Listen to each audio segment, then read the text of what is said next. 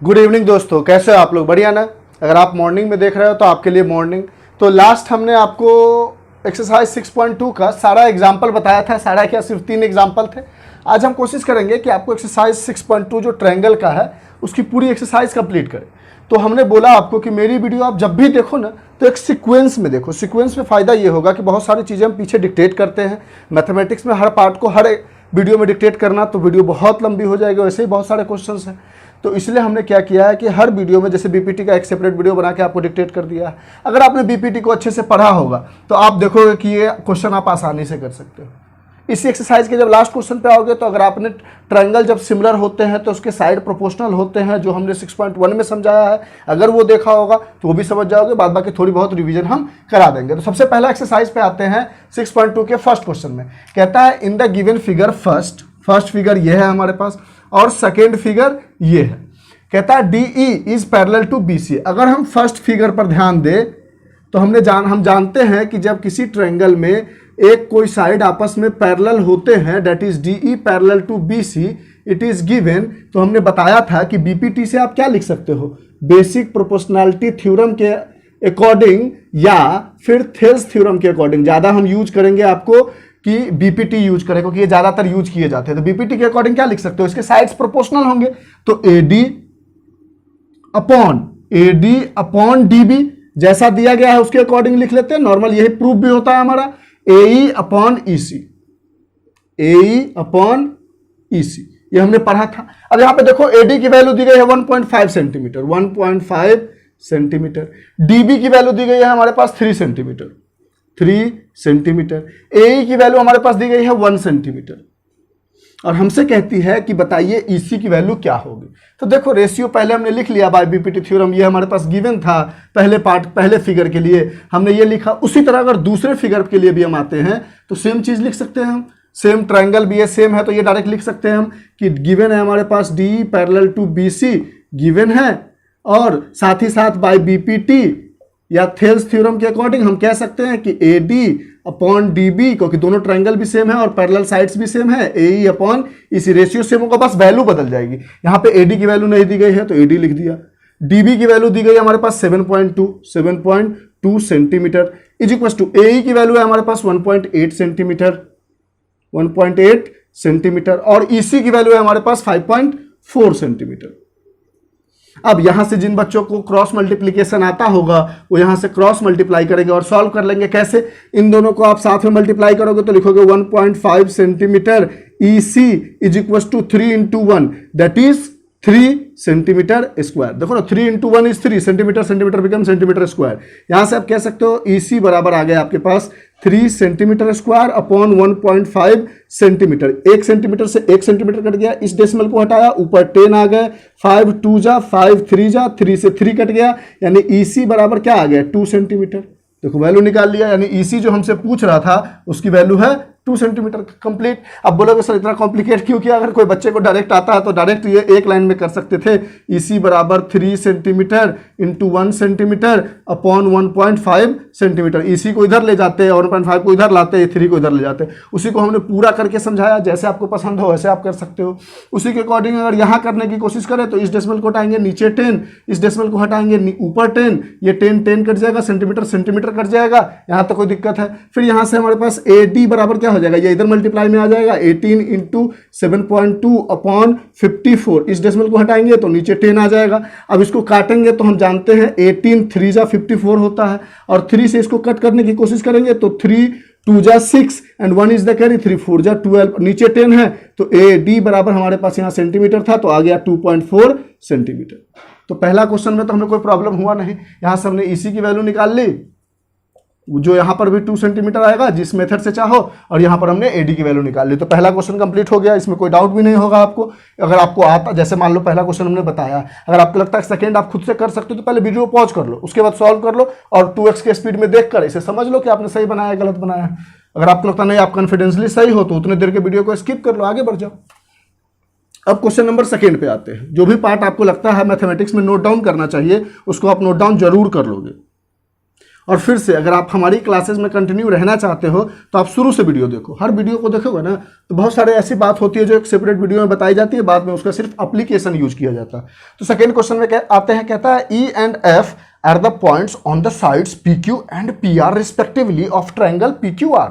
यानी सबसे पहली पॉइंट हमारे पास एक ट्रायंगल दी गई है पी क्यू आर, पहले वो ड्रॉ कर लो ताकि क्वेश्चन समझ में आए। अब कहता है E and F R the points on the sides P Q, P Q पे हमारे पास कोई एक पॉइंट है ई, पी आर पे एफ है, क्योंकि रिस्पेक्टिवली दिया गया है, मतलब लगातार हमें लेना है ई और एफ को, तो है। अब कहता है for each of the following cases state whether E F parallel to Q R, यानी हमें टू प्रूफ करना है, या फिर प्रूफ की जगह कह सकते हो टू वेरीफाई करना है। सबसे अच्छा वर्ड ये होगा, प्रूफ मत लिखो, टू वेरीफाई करना है कि पहले केस के अकॉर्डिंग क्या EF जो है वो पैरेलल होगा क्यू आर के, दूसरे केस के अकॉर्डिंग भी EF जो है वो पैरेलल है या नहीं है क्यू आर के, और तीसरे केस के लिए भी EF जो है वो पैरेलल है या नहीं है क्यू आर के लिए।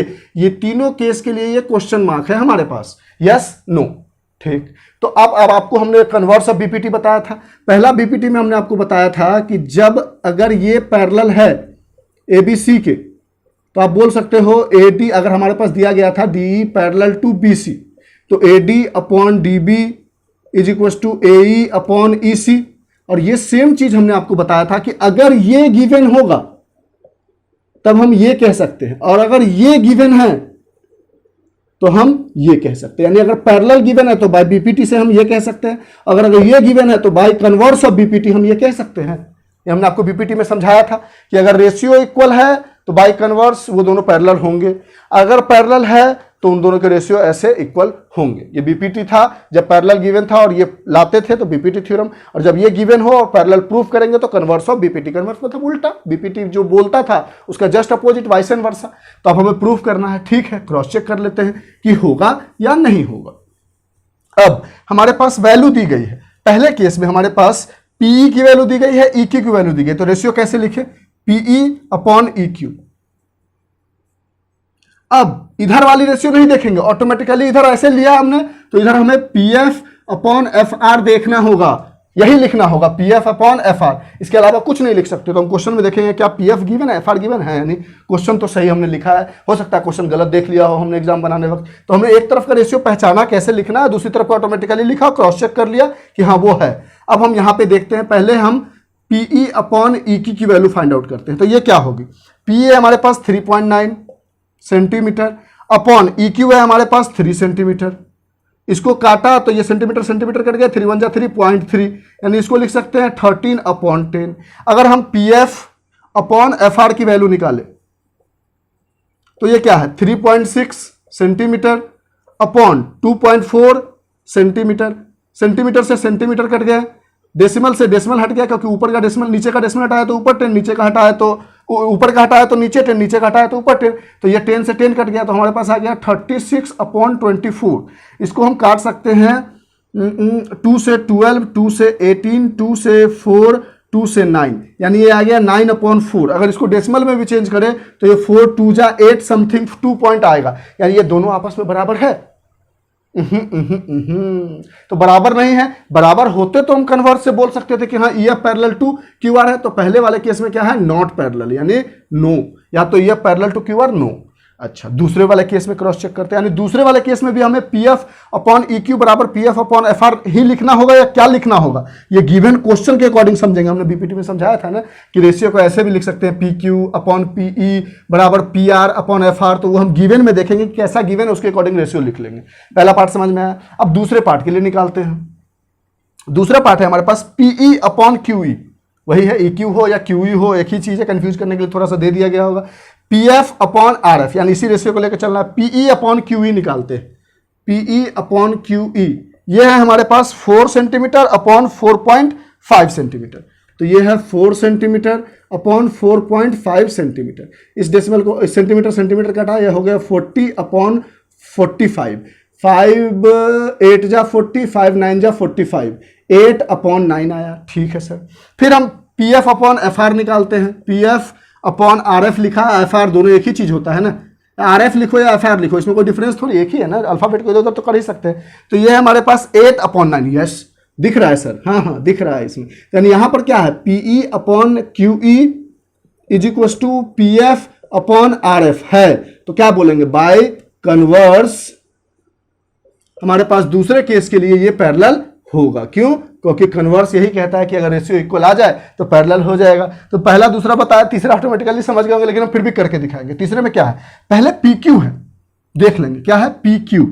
तो पी क्यू अपॉन फिर क्या है पी आर, ठीक है नीचे लिख लेते हैं P R is equal to फिर क्या है हमारे पास पीई अपॉन पी एफ। देखते हैं क्या रेशियो सही दिया गया है हमारे पास। हमारे पास है P Q upon P R is PE upon P F. ऐसे रहने दो, या आपको बहुत मन है तो ऐसे कर लो, P Q upon PE is equal to P R upon P F. क्यों ऐसा किया सर आपने? तो P Q upon PE is equal to P R upon P F. एक जैसा रेशियो दिखने लगेगा हमें। या फिर आप इसी पर भी सॉल्व कर दो, फिर भी अगर बराबर है तो बराबर है, क्योंकि सिर्फ हमने रेसिप्रोकल चेंज किया। सॉल्व करके देखते हैं। हमारे पास ये है 1.28 और ये है 2.56। ये हमारे पास है 1.28 सेंटीमीटर और ये है 2.56 सेंटीमीटर। सेंटीमीटर सेंटीमीटर कट गया, ये डेसिमल हटाया ऊपर 100, ये डेसिमल हटाया नीचे 100, 100 से 100 भी मर गया। 128 से 2 बार में आ जाता है 256। तो ये रेशियो हमारे पास आ गया 1/2। अच्छा, इसका निकालते हैं PE upon P F.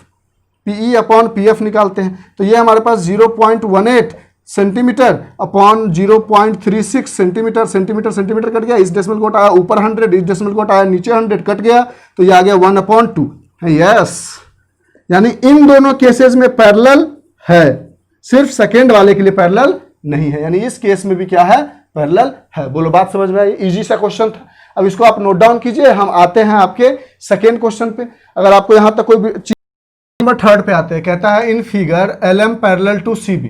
LM जो है वो CB के पैरेलल है। देखो इस triangle LN parallel to CD, LN parallel to CD। समझना इस क्वेश्चन को, बहुत इजी है एकदम। ये प्रूफ करना है, जो प्रूफ करना है उसको ध्यान में रखेंगे। पहले देखते हैं हमारे पास गिवन क्या है। गिवन है LM पैरेलल टू, गिवन लिख लेना आप। एक ट्रायंगल को हम उठाते हैं, ये वाली ट्रायंगल ABC, यही है ऐसा।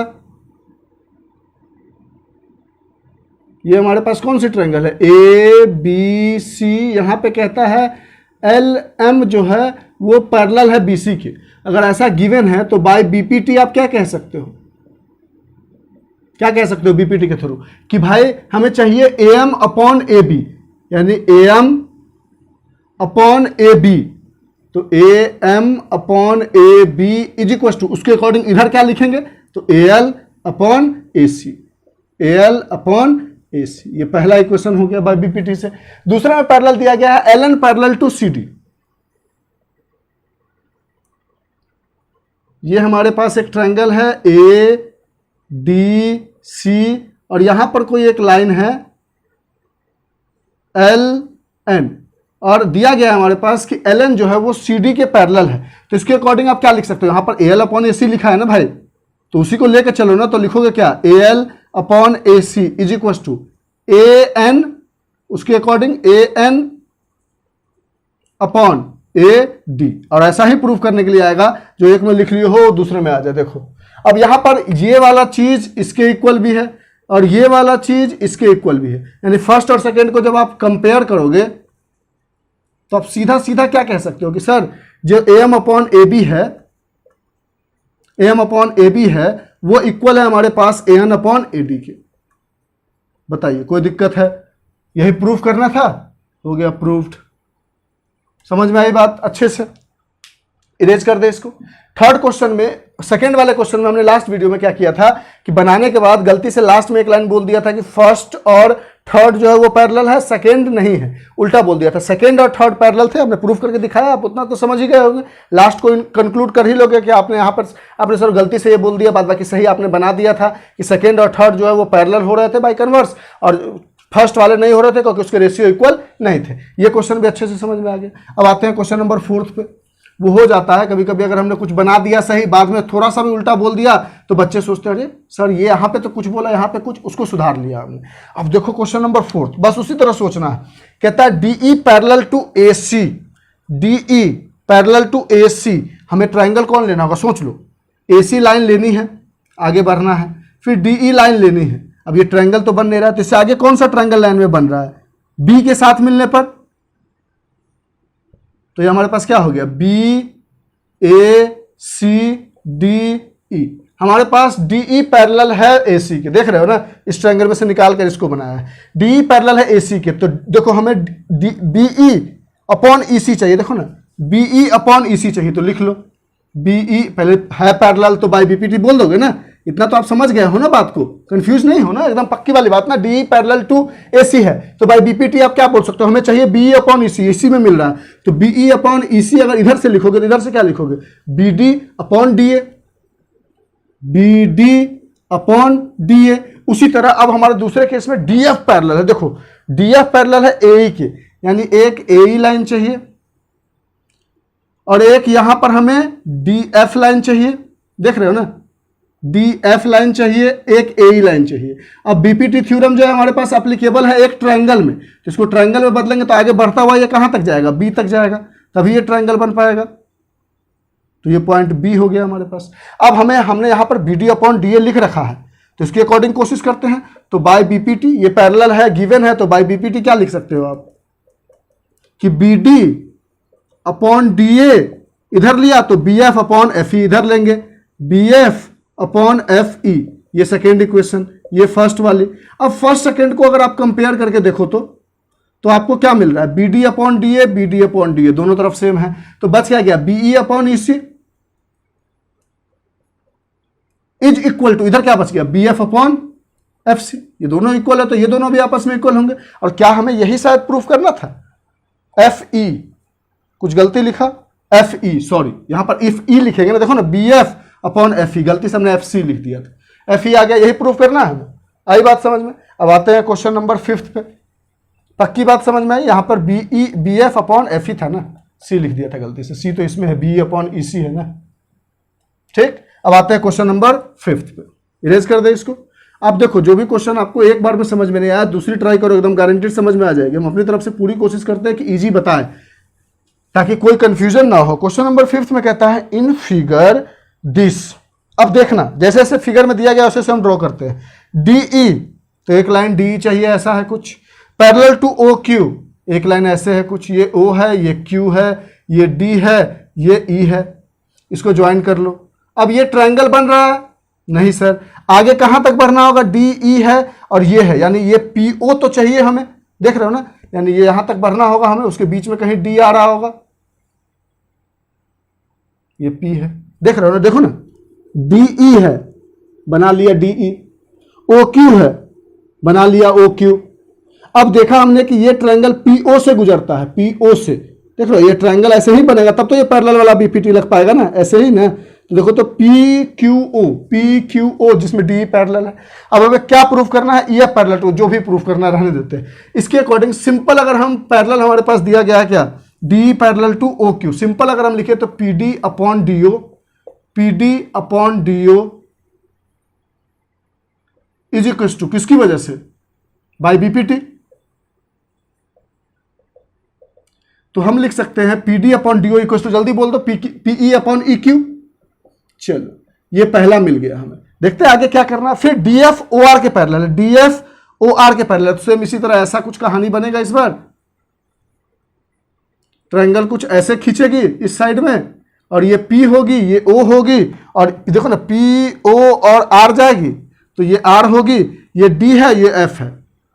अब इसके अकॉर्डिंग में क्या लिख सकते हैं, P D upon D O, P D upon D O is equal to by BPT, क्योंकि पैरेलल गिवन है हमारे पास, ये गिवन पार्ट को नहीं लिख रहे हैं, क्योंकि आप कॉपी में बनाना चाहो तो लिख लो गिवन टू प्रूफ, उसके बाद यहां से शुरू करो। उसी तरह P F upon F are, P F upon F are second equation. आगे क्या प्रूफ करना है उस पर ध्यान नहीं देते, इन दोनों इक्वेशन में देखते हैं P D upon D O, P D upon D O आपस में इक्वल है, दोनों एक जैसा है, और ये इसके इक्वल है और ये इसके इक्वल है, यानी इस दोनों को कंपेयर करेंगे तो हम लिख सकते हैं PE upon E Q is equal to P F upon F R. देखो तो PE upon E Q is P F upon F R. अगर ये कोई ट्रायंगल है P E Q R F, ऐसा ही कुछ बन रहा हमारे पास है, PE upon E Q is equal to P F upon F R है, ये हमने प्रूफ किया अभी, तो हम कह सकते हैं by converse of BPT DEF is parallel to QR। शायद यही प्रूफ करना था। देखो क्वेश्चन समझ में आया अच्छे से। तो इस तरह से आप ट्राई करते रहोगे, हर क्वेश्चन हो जाएंगे। ट्रायंगल का एक्सरसाइज 6.1 2 3 4 सब इजी है। एक बार थ्योरम समझ लेना, 2 थ्योरम आ रहे हैं इस बार 2020 में। अब बाद बाकी सारे थ्योरम हम बताएंगे क्योंकि वो अगले साल से तो आएंगे ही आएंगे, और वीडियो तो एक बार हम बनाएंगे, तो इसलिए हम आपको अगले साल के लिए बता देंगे। और उसके बाद आप इस साल में अगर हो आप तो 2 थ्योरम पढ़ोगे, एक BPT पढ़ोगे, एरिया का जो रेशियो है वो नहीं पढ़ोगे, और एक पैथागोरस पढ़ोगे। अगर इस साल में हो आप उसको स्किप कर लेना, आप अगर बोर्ड में हो तो। इसको नोट डाउन किया आपने, नोट डाउन करो। अब हम आते हैं नेक्स्ट क्वेश्चन पे।